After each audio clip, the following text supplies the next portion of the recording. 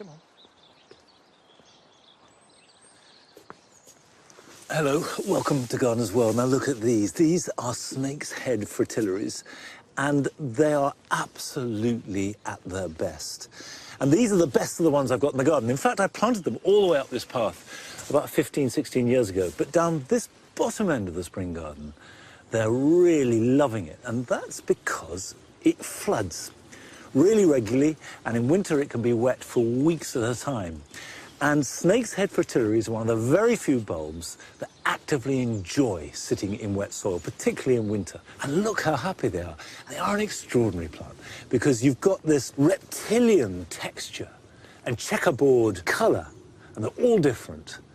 And the head of them, before they open, is just like a snake. Now, as well as enjoying the flowers of the moment, I'm going to be planting in my new wildlife pond and also putting some peonies into the new border in the orchard. We're also visiting a couple in Devon who have the National Collection of Water Iris. They're very beautiful, they're very ephemeral, and they're very floriferous. They come in the most wonderful colours. Well, I just love them. And we're off to the seaside to see how a beautiful garden has been created despite its exposed position. I'm one of those people you can't say don't to. And I think once the challenge was laid down, the determination was there.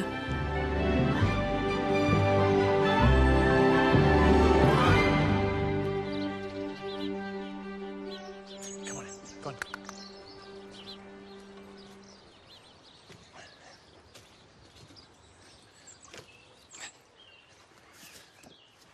Last week, I finished the pond, lined it, and filled it full of water. Well, in the interim period, I've clad it with stone. These stones are partly left over from the making of the larger pond, and partly I've scavenged everywhere in the garden. These are the last possible stones that I could find. The wall is deliberately jumbled because I want as many nooks and crannies for animals to get in as possible. Next step is to plant it. Now, the key thing to remember about planting a wildlife pond is get native plants. They don't have to be exclusively native, but you must have some native plants because insects and animals have evolved to work with them. What you really want is greenery. Greenery around the margins and greenery under the water. And to start with, I've got Caltha, the marsh marigold. I've actually got a really good example in the pond on the other side of the garden that's flowering well now and has got established. And these are great because they provide pollen for insects early in the year. They flower in March and April. So you're starting to get the insects in. They also have good foliage that when it grows provides cover. But I'm going to repot them into aquatic baskets. In fact, all these plants will go in aquatic baskets. And you can see it's got a fine mesh that lets the roots out, but also the water in. You can see that the Caltha, as you buy it, that is not in a normal compost. That's very low nutrients and quite loamy, i.e. earthy compost with sand in it. And it's really important you don't use a normal potting compost because that will raise the nutrient level in the water too much. It wants to be very, very low nutrients. And all these plants have adapted to thrive in it. And you can buy aquatic compost. You can see that this is effectively sandy mud. So I'm going to put a little bit of that in the bottom. This can be planted into it. And then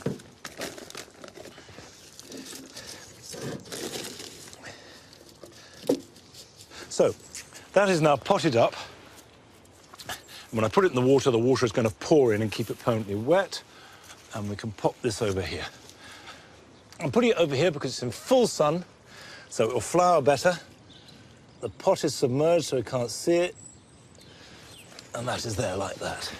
The crucial thing when you're planting a wildlife pond is to have plants around the edge of the pond and also around the edge at the back to provide cover.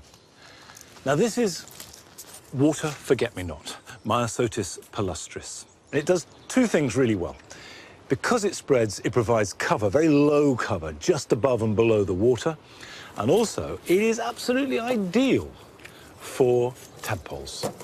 The frogs come in, lay their spawn in amongst its shelter. Now this wants to go in a very shallow area. Now you can see that that is submerged, but it will very quickly go up above the water level. Now I know that most people making a pond feel that they must have oxygenators. And somehow if they don't, the balance of the pond won't work. Wildlife ponds are self-regulating when it comes to oxygen. And all the creatures that live in them have adapted to the levels of oxygen that they have. However, there are submerged plants like this. This is hornwort that you can add, and it will provide extra oxygen. And one of the virtues of that is it will cut the rate of algal growth. And they will use up extra nutrients and keep the water slightly clearer. But if I take that out, this has come in a net bag. So I'm going to take it out the bag. And you can see that there is a little lead clip there that will hold it together. And when you plant it, nothing could be easier. You simply chuck it in the water. Job done.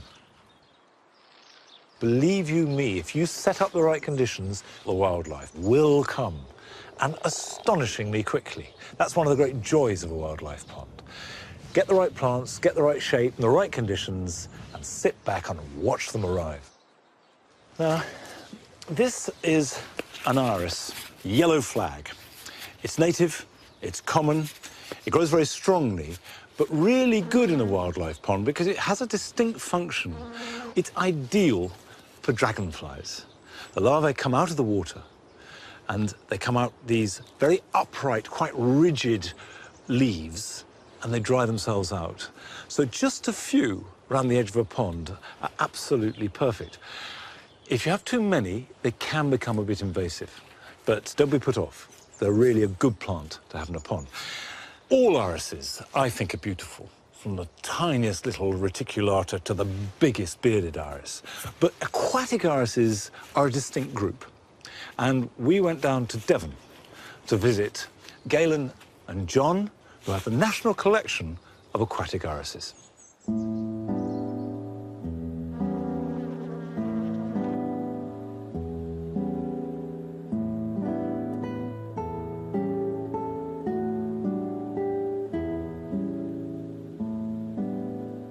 We have the National Collection of Water Iris here at Rowden Gardens, which we started in 1982. And from that, we now have about 112 different water irises.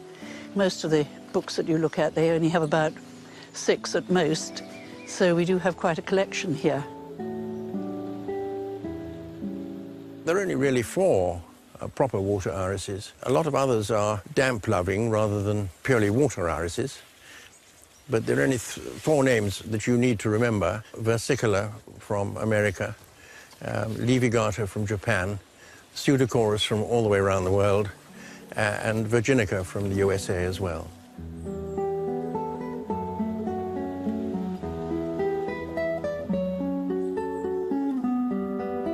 Oh, this is one of mine. I think it's almost the best one. It's certainly the best one I've ever bred, I think, or one of them. She's called Cadenza, Rowden Cadenza. It's a versicolor. And she is so reliable. She will flower, rain, shine, hail, storm, anything you like. She forms a beautiful clump, and she will flower for 6 to 8 weeks. So she's certainly one of my favourites. A lot of Galen's selections are really rather rare because they are only increased by division. And if a garden designer is doing Hyde Park or something and wants 1,000 or 200 or even 50, the answer's no. Well, we'll do it, but it'll take some years to build up that number. And you notice that all these are named after music. So we've got sonata, we've got aria, we've got all serenade, we've got all sorts of different ones. And this is concerto with this wonderful dark colouring. We've specialised in breeding these versicolors because we feel that for the modern pond they are far better suited. Yes, that's a very important thing to say. In a little tiny pond, in a small garden, most British native water plants are quite clearly the offspring of either Genghis Khan or Attila the Hun. And the fact of the matter is that an English newt It's perfectly happy to sit with a small, well-behaved foreigner like Iris versicolor than fight its way through an enormous thug like the English yellow flag. This is quite fun. This is a variegated, lovely variegated iris, and the variegation on that one stays all the year round. So... Yes, it's Iris levigata, one of the Japanese ones. The variegated pseudochorus is quite amusing to sell because its variegation disappears as the season goes on, and it ends up in August being completely green. And so people you've sold it say, I've been done in the eye, but you have to convince them that it will come back variegated next spring.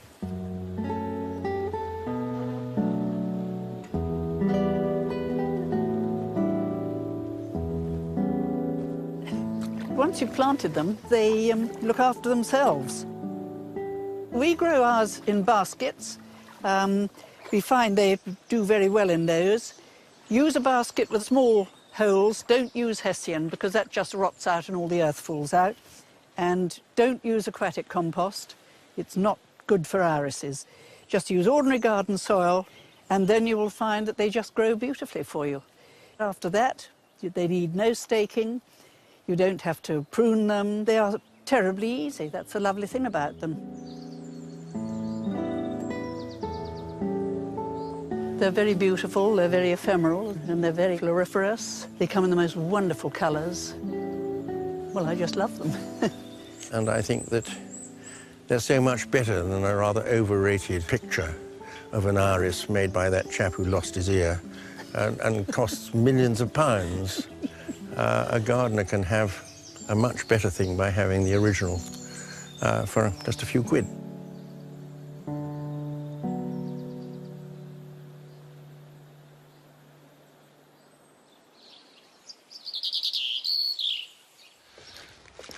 I do love irises of all kinds, and one of the advantages here at Longmeadow of having wet weather and heavy soil is we can grow quite a lot, actually just in the borders. They don't necessarily have to be in a bog. But if you want to go and see John and Galen's garden, and you're in the Tavistock area, you can go to our website and get all the details, and the best time to do that is round about May or June time.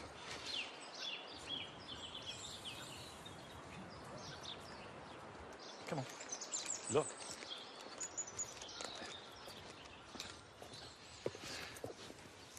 It's pea sowing time. Traditionally, you sow peas with broad beans in autumn as a first sowing, and then again in February or March, and then again in April or early May. But here, I've tried all those things, certainly sowing them outside, and the ground is too wet and cold and they rot or the mice eat them. So what I do now is I sow a few in January. These were sown on the 15th of January and grown undercover, propagated in the greenhouse and then in the cold frame and then hardened off. So I'll plant these out, and I've got some seeds which I will sow in the ground. But it is a rite of vegetable growing passage. You've got to have peas. You can't grow veg without peas. And they have been considered an absolute delicacy from the 17th century. Of course, man has grown peas for thousands of years, but it wasn't until the 17th century that people were prepared to eat them fresh, because until then they were always gathered and used dried, because peas are a very, very good source of protein. There's a variety called Hurst Green Shaft, an old-fashioned traditional variety, really good flavour. Place them in a wide drill, about 9–10 inches apart, in a grid. Each pea about 3 or 4 inches from its neighbour. One of my American gardening heroes is Thomas Jefferson. He was one of the early presidents. He signed the Declaration of Independence, and a great polymath, obsessed by growing peas. Now, isn't that a wonderful thing? Wouldn't it be great if our politicians were obsessed by things like growing peas or carrots? Now, I'm going to stake those right away, and for me, quite a significant pleasure in growing peas is the excuse to use pea sticks. And pea sticks are a side product from bean sticks. Bean sticks are pieces of hazel, and this is all the offcuts that would otherwise be wasted, but makes ideal support for peas. Because the peas, being twining legumes, will climb up into them. Any kind of support will do. Netting does very well. I've grown them using chicken wire, and they twine up in through the chicken wire, and you just support it with bamboo canes, but it doesn't look as good. Pigeons can be a problem with peas, particularly when they're small. Bean sticks are very good because pigeons can't get in. If you're not using bean sticks, anything that scares them away. We used to use milk bottle tops when I was a child. These are the peas I sowed in January and raised under cover. They're a different variety. They're called Carabi de Mouzane, and they've got a flat pod, and you cook it pod and all. And the pod goes buttery, and it's got a lovely texture, and it's a really good variation on the pea experience. Don't be tempted to water them too much. If it doesn't rain for a week, you can water if you want to, but on the whole, there's enough moisture in the soil. The time to water them is when they flower, and then you can give them a really good soak. And as a result, you should give yourself the incredible luxury of delicious fresh peas. Well, those are nearly finished, and here's some other things you can do this weekend. Now is an excellent time to sow grass seed, and whether you're repairing a patch on a path or creating a new lawn, the technique is the same. Make sure the soil is smooth and even, and then hoe it before you sow. Sow the seed thinly and evenly and rake it in, and then keep it well watered until the seedlings emerge. This is a quick job, but timely. If you've sown sweet peas a month or so ago, they will now be developing into fairly leggy seedlings, but it's too early to plant them out. So pinch them back to encourage bushy growth, and this will give you more flowers in the summer. As the new leaves on dogwood and willow appear, it's time to cut them back hard to encourage fresh growth that will have extra vivid colour next spring. You can either cut them once every 3 years or cut a third of the plant every year. Whichever way you choose, cut hard, just leaving a stub of the plant so you will have a strong flush of fresh growth.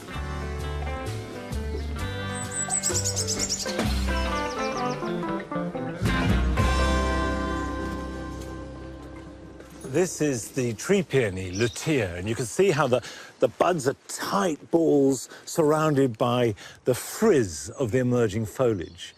And these flowers will come out in about a month's time. It's a plant that gives no trouble whatsoever, but I have put it in the right place, so it's got plenty of protection. The hedge behind it stops the wind damaging it. And it's one of those plants that when it finds the right place, it's completely happy. Now, it wasn't hard to give this plant the little bit of protection that it needs to thrive. But Trudi Harrison's garden, down near Chichester, is much more demanding than that.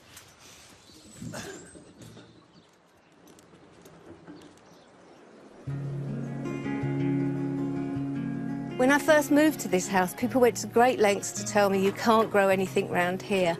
We're 150 yards from the sea. We get the biggest winds you ever know. On top of that, you've got the heaviest clay you could think of that you can throw pots with. And everyone along here just had given up.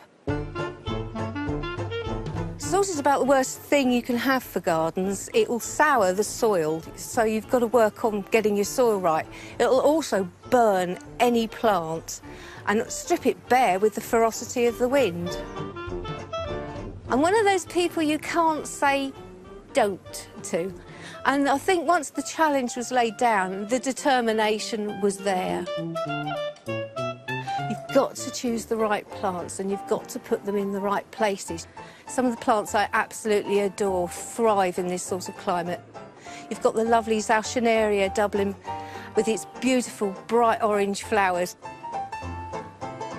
And then you've got the delicious Coria Dusky Bells, which is just another fantastic plant. It has lovely, beautiful fuchsia-like bells dipped in a little bit of peach. And it's so, so pretty. And I don't understand why people don't plant more of it. And then you've got the glorious Carokia cataniasta, which has the most wonderful silvery foliage and bright orange berries. 100% salt-proof. Would like to see anybody try to damage it. I learnt to garden through an unfortunate accident. I'd had a bit of trouble with my back and I'd spent 6 years in bed. From there, I'd got very bored and I started reading book after book after book and writing to people and picking their brains. And suddenly I started forming a picture of how to make this garden work. I think it is amazing what people can do with a small space. I have exactly the same amount of land as my next door neighbours, but I'd learnt a few tricks. I like using optical illusions. I like trying to make things look bigger than they are. And you can do that so easily by making the eye work. There's simple little tricks like curving a path, because a straight path will make the brain divide what you're seeing and make things seem shorter. So by curving a path, you're making the brain work just that little bit more. By making things undulate, you're making the brain and the eye see a little bit more. And then by going up, it's still giving the illusion of a big tree in a big garden rather than a little tree in a tiny garden. I'm much better than I was when I was stuck in bed for 6 years, but I still have to use a stick and I'm still in an awful lot of pain. And that's where my husband comes in, because he's my enabler. He can carry, he can lift, he can dig. I'm immensely proud of Trudi's achievements with this. She paints a picture. I do, and I put things where she would like them, but she's just got an eye for it, and every view has a depth to it, so there's something in the background with layers of colour.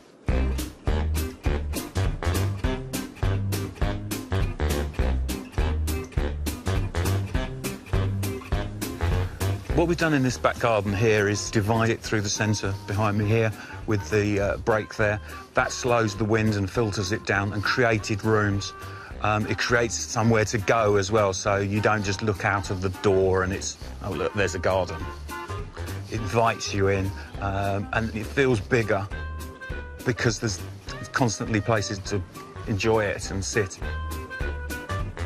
The things I've grown in my garden, like the sea buckthorn, are absolute stalwarts. They don't look pretty. I don't expect them to look pretty. They're there to slow and sift the wind.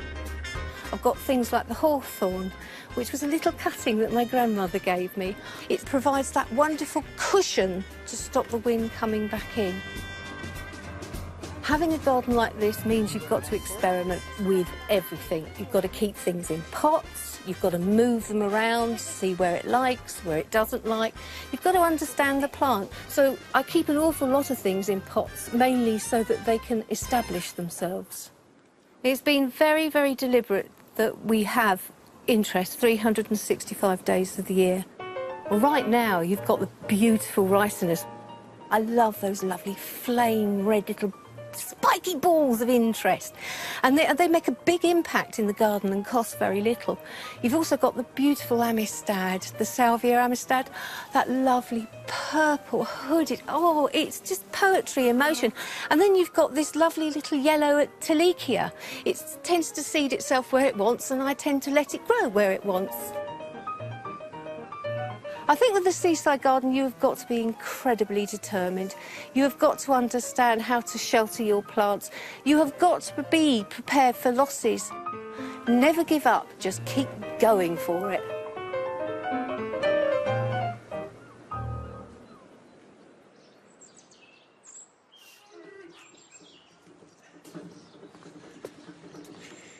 It does go to show that you can make a lovely garden almost anywhere, and the great secret... What? If you put it in there, you can expect to take it out there. Sorry about that. The great secret is to find the right plant for the right place. Now, most peonies do best with some sunshine. There is a bit here where the sun will work through. That's south over there, so the sun will come through to this piece. So I'm going to plant my herbaceous peonies right here. And this has been dug over, they've got a mulch there. So if I dig that out, if your soil is thin or very solid clay, add plenty of compost or manure. And I'll thank you for that. All right, some grit in that planting hole.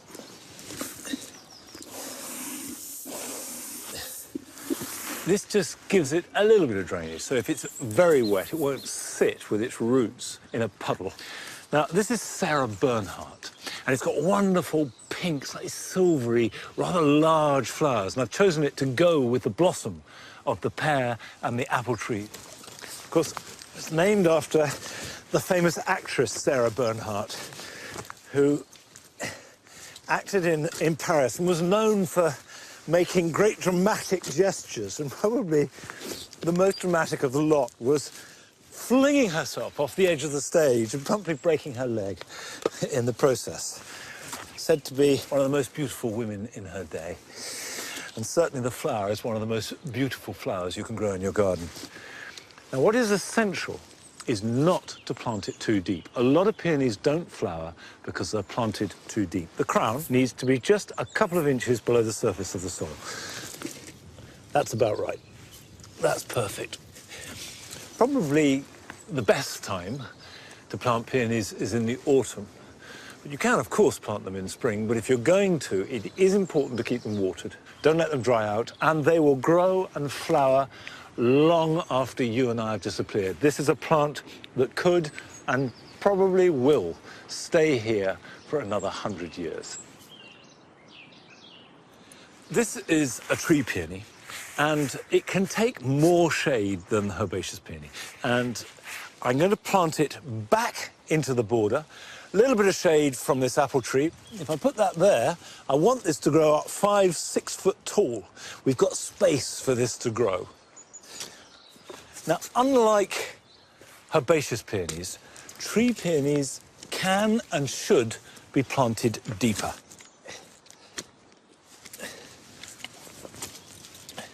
And almost all tree peonies are sold grafted onto a rootstock. So they can go in the ground, that can go in a little bit higher than that. We'll push some of the compost down there. Because the Chinese revere tree peonies, and they developed them 1,000 years ago, and then the Japanese took them on and developed them beyond that.